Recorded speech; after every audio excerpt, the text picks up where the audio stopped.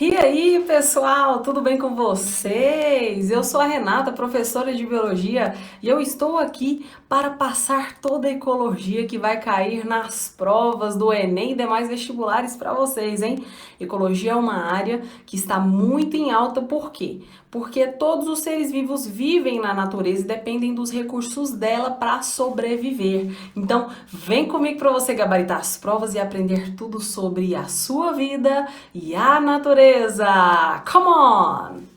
Galera, antes da gente perceber qual é o papel fundamental de uma espécie no meio ambiente, a gente tem que entender uma ordem de grandeza entre os indivíduos e também o que compõe eles. Então, por isso que eu coloquei aqui para vocês, ó, que tudo começa com um átomo, que é uma partícula que, quando em conjunto com outras, vai formar molécula. Por exemplo, dois átomos de hidrogênio com oxigênio vão formar moléculas de água. A água é a molécula mais abundante encontrada em todos os seres vivos. Várias moléculas podem produzir as chamadas organelas. Organelas são unidades funcionais da célula. Célula é a menor unidade básica de qualquer ser vivo, exceto os vírus. Mas os vírus, para se replicarem, produzirem novos vírus, eles precisam de novas células para isso. Então, galera, célula é a unidade funcional de qualquer espécie no planeta, exceto vírus. Então, nós temos um conjunto de células que em organismos multi ou pluricelulares vão formar tecidos. Vários tecidos vão formar o que nós chamamos de órgãos. Por exemplo, o órgão miocárdio. Esse miocárdio ele é um conjunto de tecido muscular estriado cardíaco. Claro que o miocárdio ele trabalha dentro de um sistema cardiovascular para bombear sangue no nosso corpo. Para isso, ele conta com a ajuda de outros órgãos e tecido sanguíneo, os vasos, artérias, veias, capilares. Então, esse conjunto de vários órgãos vai formar o sistema. Sistemas em conjunto, por exemplo, sistema cardiovascular, sistema reprodutor, sistema digestório, respiratório, excretor, endócrino, muscular, esquelético, nervoso, vão formar um organismo. E é isso que você vê pela primeira vez em ecologia. Um organismo, ele recebe uma identidade em ecologia, isso é chamado espécie. Essa identidade é um nome, escrito em latim, que é uma linguagem universal, que é chamada em qualquer lugar do mundo. Por exemplo, o ser humano é Homo sapiens em qualquer parte do mundo. Um conjunto de indivíduos da mesma espécie, num espaço geográfico comum, vai formar o que nós chamamos de população. Então, vários Homo sapiens, várias pessoas, num espaço geográfico, chama-se população humana. Se eu unir duas ou mais populações diferentes, por exemplo, humanos com cachorros, com gatos, com macacos, várias populações chamam a comunidade biológica. É claro que essa comunidade biológica, ela existe dentro de um espaço físico com recursos que não são vivos, mas são fundamentais para a sobrevivência deles. Recursos não vivos na ecologia chamam-se abióticos. A de negação, biovida. Não são vivos, mas são fundamentais para mantê-los. Recursos abióticos, por exemplo, são temperatura, pressão, umidade. Tudo isso vai ser fundamental para manter os seres vivos dentro do espaço físico chamado ecossistema. Então, a comunidade mais os fatores abióticos do ambiente, nesse espaço físico, formam um ecossistema. Os ecossistemas do planeta formam um único conjunto chamado biosfera. Então, o único exemplo de biosfera que nós conhecemos é o planeta Terra. Olha que maravilha! Terra, planeta, água. Já que a minha voz não é tão linda, eu vou mostrar aqui o esquema para vocês entenderem aí, ó. Desde átomo até biosfera, a ordem de grandeza em que isso vai se organizar.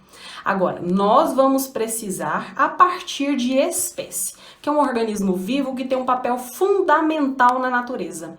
Então, quando você, por exemplo, tem dúvida, qual a função de uma formiga e de um elefante? Todos eles têm um papel importantíssimo e você vai entender nos próximos conteúdos que eu vou passar a partir de agora. Bora lá! Indivíduo para ser E espécie, ele recebe um nome. Então, o indivíduo ele não tem um nome, ele é qualquer ser vivo da natureza que ainda não foi chamado ali pelo seu nome de espécie. Agora, espécie é um conjunto de indivíduos que se cruzam naturalmente e têm descendentes férteis. Então, cachorros, apesar de serem diferentes, até um Pinscher e um Rottweiler são da mesma espécie porque eles são capazes de se cruzar e gerar descendentes férteis. Mesmo que a proporção de tamanho do corpo possa impedir. Não há nada na genética e nos gametas que impeçam o cruzamento das diferentes raças, porque raças não distinguem espécies. Então, dentro da espécie humana, por exemplo, nós temos o que é chamado de etnia. Etnia regional, etnia de vários continentes, que determinam um padrão morfológico sutilmente diferente de acordo com a região, beleza? Agora, indivíduos da mesma espécie se cruzam entre descendentes férteis e formam a população, que está no mesmo espaço geográfico para permitir essa reprodução. Duas ou mais populações, vamos pensar lá na África, população de girafa com população de zebra, população de leões. Essas diferentes populações chamam-se comunidade biológica, todos os seres vivos ali juntos, de espécies diferentes, com populações diferentes. Agora, claro que essa galera está no espaço físico com os recursos abióticos que eu citei para vocês. Então, eles estão num ecossistema. Ecossistema, quando ele tem características peculiares, particulares dele, que tem a temperatura, o clima, a fauna, a flora específicos, aí eu chamo de bioma. Claro que nenhum bioma tem uma divisão exatamente específica ali. E aqui começa a África, ali o deserto. Não. Existe a transição entre esses biomas, esses ecossistemas. E isso nós chamamos de ecótone. Repete comigo. Ecótone é a transição de um ambiente para o outro. Entendeu aí? O tanto que a ecologia é massa? Pois é. Então vamos continuar. Quando nós temos vários ecossistemas, formamos o conjunto chamado biosfera. Biosfera, mundo, planeta Terra. Agora, vamos entender lá dentro daquela interação entre as espécies. Cada um está ali com o seu endereço e ele executa um papel fundamental. Lembra que eu te falei que todo ser vivo é importante? Sim, até as baratas que você não gosta. Inclusive a tia Renata não gosta de barata, apesar de ser bióloga, é o único ser vivo que me traz asco. Então, galera, quando a espécie está no espaço físico, ela habita aquele espaço físico. E isso é chamado de hábitat. Claro que ela está ali naquele hábitat fazendo várias coisas, se alimentando de recursos específicos, se reproduzindo, disputando o território. Então ele está vivendo ali. Isso é chamado nicho ecológico. O nicho ecológico é o comportamento que aquele ser vivo tem no seu hábitat. Então, presta atenção. Hábitat é a moradia, é o endereço da espécie. Nicho ecológico é o emprego dessa espécie. Agora, lembra que eu te falei? Eles estão naquele espaço com características específicas de clima, fauna e flora. Então, eles estão em biomas. Se esses indivíduos estão em habitat com nicho intermediário entre dois biomas, isso chama-se ecótone. Agora, veja na figura aqui acima. Nós temos a savana africana, com girafas, elefantes, várias espécies de indivíduos, tanto carnívoros quanto herbívoros, né? Tem leões ali, hipopótamos. Então, esses indivíduos ocupam o mesmo hábitat, mas possuem nichos ecológicos diferentes. Então, preste atenção. Os nichos ecológicos podem ser diferentes até no mesmo hábitat, porque cada espécie ela vai ter uma particularidade dela. Eu sou herbívoro, vou me alimentar de plantas. Eu sou carnívoro, vou me alimentar de outros animais. Eu sou onívoro, vou comer os dois. Então, preste atenção, porque isso cai demais no vestibular e você vai gabaritar. Para a gente entender, então, como é que funciona o comportamento de um ser vivo na natureza, a gente tem que observar qual é a quantidade específica daquela espécie. E isso é chamado densidade populacional. A densidade populacional é a quantidade de indivíduos, número de indivíduos, sobre uma determinada área. Então, você vai calcular a densidade populacional colocando o número sobre a área. A área você vai colocar em metros quadrados. E eu trouxe um exemplo massa aqui para vocês, ó. Nós temos um número X de suricatos. Vou colocar aqui 100 suricatos em 1 quilômetro quadrado. Só que eu vou passar para metros. Então, quanto dá de densidade? 100 suricatos em 1000 metros quadrados. Dá uma densidade de 0,1. Então, a densidade populacional de suricatos é 0,1. Renata, para que serve a densidade populacional? Para eu calcular a quantidade de indivíduos numa determinada área. Para eu saber dos impactos ambientais que aquela espécie está recebendo, principalmente pelas ações antrópicas provocadas pelo homem e também algum desequilíbrio natural que possa estar acontecendo. Uma superpopulação está extinguindo outra população ou a espécie está se extinguindo de acordo com algum fator externo. Então, para eu entender essa densidade, eu tenho que saber o quanto ela pode se reproduzir, né? Todo ser vivo faz o China Humps. China Humps, galera, é a capacidade de se reproduzir, de gerar uma densidade X num ambiente. Todo ser vivo tem essa curva exponencial que vocês estão vendo aqui acima, ó. Eles têm uma capacidade infinita de se reproduzir. Por exemplo, uma ave que coloca 6 ovos por ano, no final de 15 anos ela vai gerar mais de 10 milhões de aves. Essas 10 milhões de aves estão vivas, Renata? Não, porque esse gráfico aqui, ele não é verdadeiro. Então presta atenção nas provas de FUVEST e ENEM que cai demais. Esse gráfico exponencial é só uma representação do potencial biótico que a espécie tem de se reproduzir, de gerar muitos descendentes, mas ele não é real. O que é real é esse gráfico aqui, ó. Ou seja, a espécie entra na sua capacidade máxima, que é o seu potencial biótico, porém ela para em fatores que vão influenciar no seu controle, na sua densidade. Então, existem fatores como recursos essenciais, água, disponibilidade de alimentos, espaço físico, para que aquela espécie sobreviva ou não.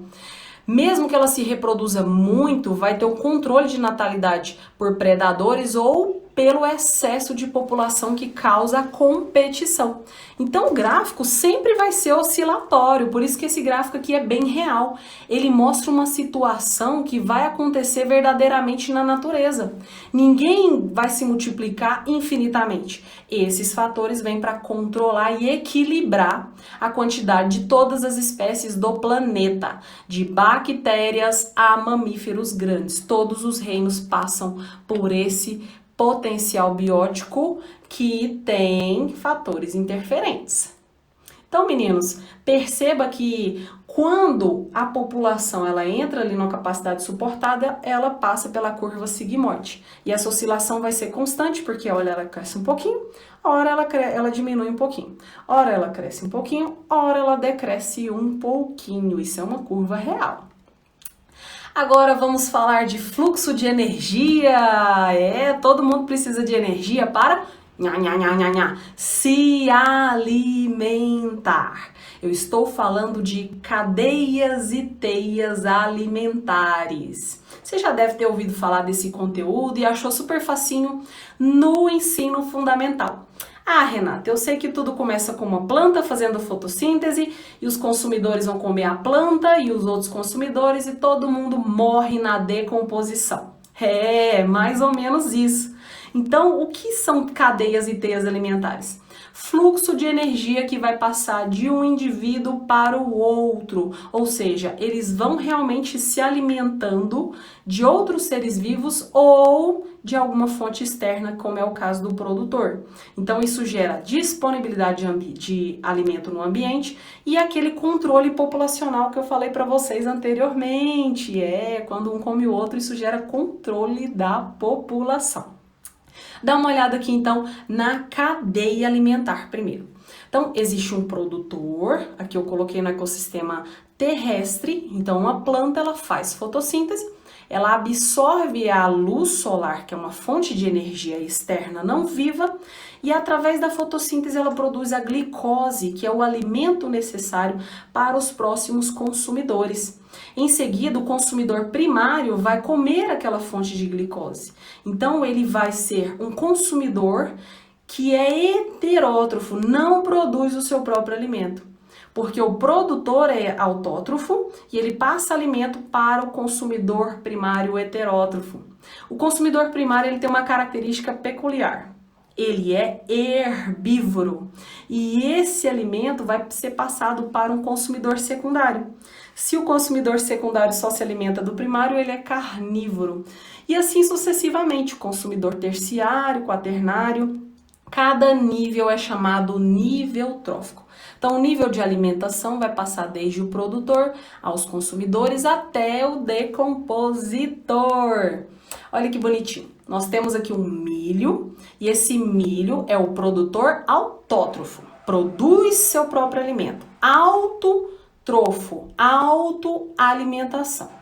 Ele vai passar essa fonte de energia, glicose, para os ratos.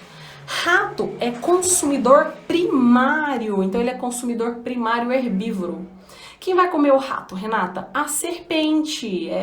A serpente vai se alimentar do consumidor primário, então ela é um consumidor heterótrofo.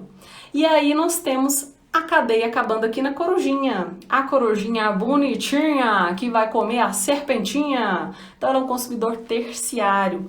Perceba que o fluxo de energia está acontecendo de forma linear. Um único fluxo, uma única direção. Isso é particular de cadeias. Dá uma olhada na cadeia alimentar do cerrado aqui no ecossistema aquático. Nós temos uma plantinha aquática, essa plantinha aquática no fundo está alimentando um consumidor primário, caramujo. Esse caramujo está alimentando um consumidor secundário, lambari. Esse lambari está alimentando um consumidor terciário, que é um peixe maior, e o peixe maior está alimentando a garça, que é um consumidor quaternário. Tá vendo que todos eles vão morrer em algum dia? Eu sei que isso é triste, mas eles serão decompostos pelos decompositores. Então o fluxo é linear, hein? Começa no produtor, termina no último consumidor e, claro, a seta depois disso vai para todo lado, né? Sempre ali para a decomposição. Bactérias e fungos heterótrofos, não produzem seu próprio alimento, vão fazer essa decomposição. Agora, dá uma olhada na realidade. Renata, agora você pegou pesado. Galera, o que cai no vestibular é a teia alimentar. A teia alimentar, ela tem um fluxo polidirecional, porque ela é um conjunto de várias cadeias. O nome chama-se teia porque você tem que se lembrar de teia de aranha.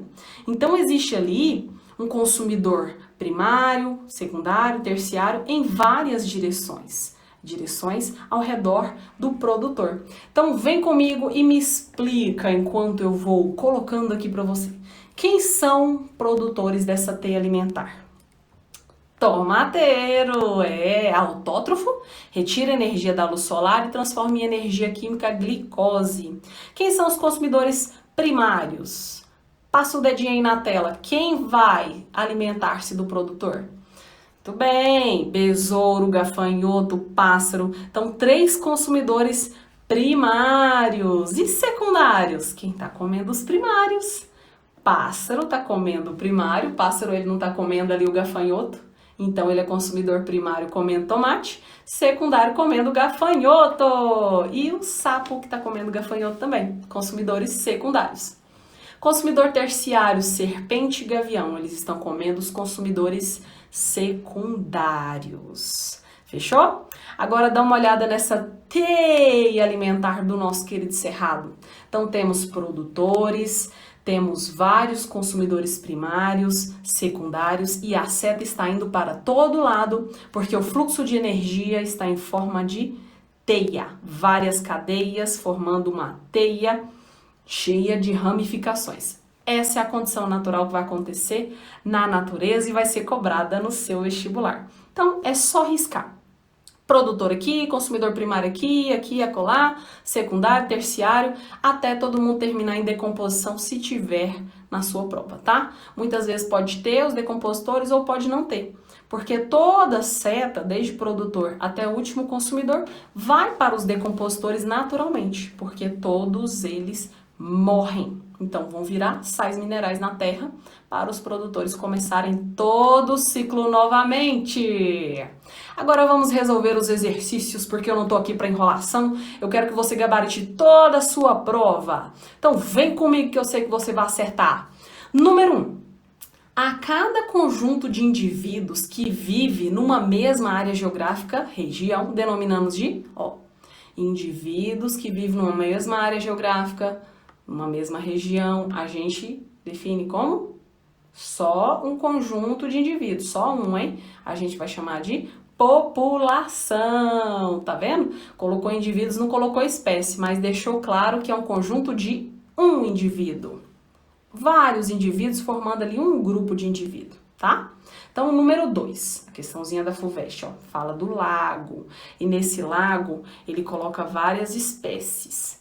Animais, plantas, algas, protozoários, fungos e bactérias.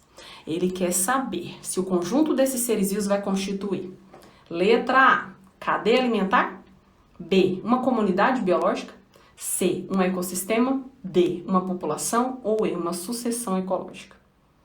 Sucessão ecológica, galera, é quando o ambiente começa ali a ser forrageado pela primeira vez por espécies bem resistentes pioneiras, até chegar no estágio máximo clímax, que são espécies, né, que vão se alimentar de recursos em abundância quando você já tem uma floresta formada.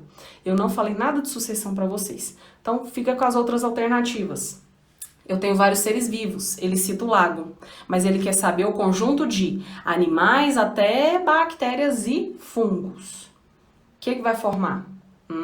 Isso é um peguinho, hein? É uma comunidade biológica. É o lago, mas ele quer saber o conjunto de animais, plantas, algas, protozoários, fungos e bactérias. Eu coloquei essa de propósito para você acertar, porque você não vai errar mais. 3. Ao dizer onde uma espécie pode ser encontrada e o que ela faz no lugar onde vive, estamos informando respectivamente, onde ela pode ser encontrada. Não é hábitat. E o que ela faz? Não é o nicho ecológico? Então, qual a alternativa que você marca? Nicho e hábitat, hábitat e nicho, hábitat e biótopo, nicho e ecossistema ou hábitat e ecossistema? Muito bem. Hábitat, lugar. Nicho ecológico, o que ela faz, o que ela faz, o que ela faz. Vive no ambiente, faz as suas coisas, tem um endereço e um emprego. Número 4, indique a alternativa que mostra a hierarquia correta, do mais simples para o mais complexo a nível ecológico. Essa aqui você vai arrebentar, vai marcar certo, hein? Vou nem falar para você, você já sabe a resposta, né? Primeiro nós temos o indivíduo, depois a população, depois a comunidade e o ecossistema. Acertou! Número 5. Entre os fatores que determinam a diminuição da densidade de uma população, podemos citar diminuição da densidade. Você vai diminuir o índice de seres vivos ali daquela população. Letra A. Mortalidade, né, diminui. Longevidade, ou seja, ela viver mais. Letra B. Imigração, entram seres vivos na região. E emigração, sai. Entra e sai determina a diminuição? Não. Letra C. Mortalidade e imigração, morrem, mas entram outros? Não, então vai só repor, não vai diminuir. Letra D. Imigração e natalidade, entram e nascem mais? Não, vai aumentar essa população, inclusive, né? Letra E. Emigração e mortalidade, sai e morre. Então vai ser um fator ali crucial para a diminuição da densidade da população. Letra E de eu vou passar! Parabéns, meninos! Você chegou até aqui! Então vamos lá, hein? Uma população de parasitas e seus hospedeiros estão em interação. Eliminando-se, então, os parasitas, né, para que a população de hospedeiros, o que vai acontecer com ela? Quando você tira parasita, você tira ali, né, o desconforto que aquele hospedeiro está recebendo, porque ele está sugando, né, os seus recursos essenciais. Muitas vezes o parasita não mata o hospedeiro, mas ele prejudica e muito o seu funcionamento. Então, o que vai acontecer? Essa população, né, ela vai crescer continuamente, pro resto da vida, infinitamente? Seu máximo potencial biótico ali, exponencial? Te expliquei que não, que tem fatores que vão controlar, além dos parasitas, né? Então, letra B. Entre em declínio e depois permaneça. Vai diminuir? Não. Tirou o parasita, vai aumentar um pouquinho, né? Cresça até certo limite e depois permaneça. Tá bonito, hein? Letra D. Entre em equilíbrio imediatamente. Ou entre em declínio imediatamente. Gente, imediatamente, instantaneamente, isso não existe na biologia. Tudo é passível de alterações. Então, resposta certa você já marcou no seu cérebro, é a letra C de sei tudo, só que sei tudo é com S. Número 7. Para calcular a densidade de uma população, é necessário conhecer o número de indivíduos que compõem e... densidade, hein? Número de indivíduos sobre o espaço ou sobre a área. Então, a letra A de A. Eu vou acertar tudo. Muito bem, tô feliz por vocês, meninos. A última questão, então, nós temos um gráfico. Esse gráfico cai muito nos vestibulares e gráfico é algo que o aluno tem que realmente praticar, observar para sempre gabaritar e não desperceber ali qualquer fator que possa prejudicar o seu raciocínio. Então vamos ali, tem um número de indivíduos no tempo. Então temos o tempo ali em meses. Então o que vai acontecer? Qual alternativa é errada? O que está acontecendo com essa população? Ela cresce, depois ela vai entrando em equilíbrio, né, nessa curva oscilatória, sigmoide, que eu falei para vocês que é o normal de acontecer. O que vai acontecer, galera? Vamos lá. O crescimento observado nos 5 primeiros meses sugere que se trata de uma população recente em ambiente favorável? Dá uma olhada nos 5 primeiros meses. Você acha? Ambiente favorável? Letra B. As flutuações observadas sugerem que a população não atingiu equilíbrio nos 12 meses. Teve a oscilação aí, né? Que sugere um equilíbrio. Letra C. A variação da população observada entre 6 e 7. Vai lá no 6 e 7. Pode ser devido a um aumento da taxa de imigração? Será? Ou letra D, a competição por espaço pode explicar a variação da população entre 5 e 6. Vai lá no 5 e 6 e marca a resposta correta. Qual que você marcou? Marcou? Letra B, a resposta é a B. Porque as flutuações, né, sugerem que a população não atingiu o equilíbrio nos 12 meses. Ela ainda está se ajustando ali com fatores que vão interferir, né, no seu acréscimo, no seu decréscimo, no seu acréscimo, no seu decréscimo. Então, meninos, fechamos com chave de ouro os exercícios incríveis para você gabaritar a sua prova. Eu espero que você tenha aprendido muito. Se você tem alguma dúvida, volte ali na teoria, nos exercícios, porque você vai fixar 2 vezes. Você aprendeu o que é a teoria e depois você viu na prática como isso é cobrado nos vestibulares.